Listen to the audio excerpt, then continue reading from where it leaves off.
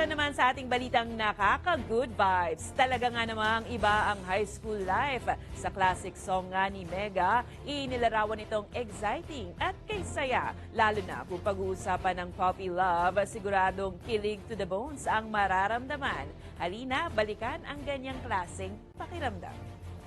I just wanna love you forevermore, and I wanna hold you just like before, and maybe someday we might just find a way and we can love forevermore.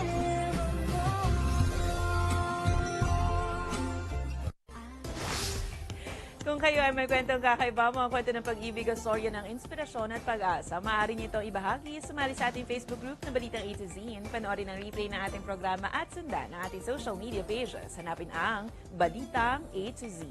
Ang ating pabaong quote of the night ay mula sa isang Dutch scientist at manunulat na si Louise Fresco. Ayon kay Fresco, ang pagkain ay kasing halaga ng enerhiya, ng ating seguridad at maging ng ating kapaligiran. Lahat ay magkakaugnay.